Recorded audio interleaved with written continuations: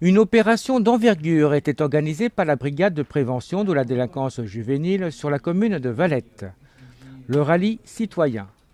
Pour l'occasion, plusieurs ateliers étaient prévus pour nos jeunes de 6e. Donc en fait, la brigade de prévention de la délinquance juvénile est basée sur Nantes, nous sommes 6 et nous intervenons dans toutes les écoles du département de la Loire-Atlantique, zone gendarmerie, qui font appel à nos services pour aborder différents thèmes. La loi bien sûr, les violences, les dangers d'Internet, les réseaux sociaux, le harcèlement, le phénomène de la rumeur, la discrimination en partenariat avec la LICRA et bien sûr toutes les addictions auxquelles les jeunes peuvent être confrontés.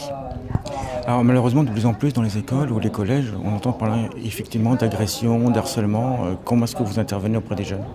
En fin de compte, on leur explique le phénomène, on leur donne dans un premier temps des pistes, qu'ils sachent que ça existe, les dangers auxquels ils peuvent être confrontés, essayer de leur donner des astuces pour essayer de se défendre aussi, comment réagir en tant que victime, mais aussi on leur explique, parce qu'on a quand même l'uniforme, donc gendarmerie, le côté répressif, qu'est-ce qu'ils encourent s'ils commettent telle ou telle infraction.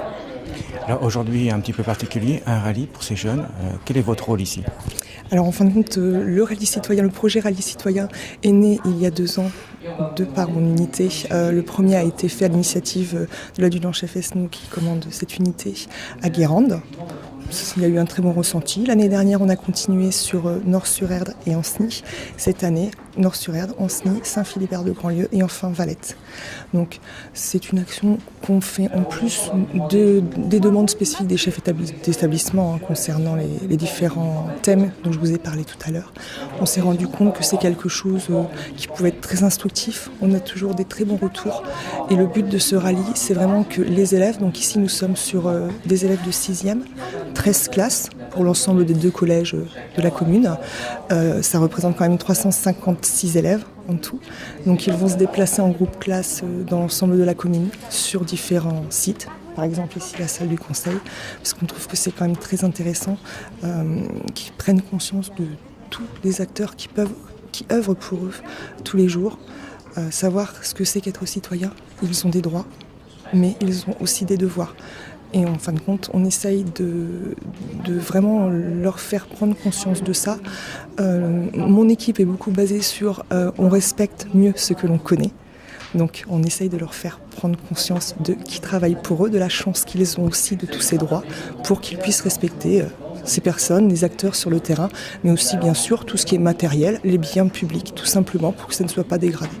Et éviter toutes les incivilités que malheureusement, comme vous l'avez dit tout à l'heure, on voit de plus en plus. Contrairement à une idée reçue, les mineurs peuvent être pénalisés. Bien sûr, à partir de 13 ans, les mineurs sont pénalement responsables.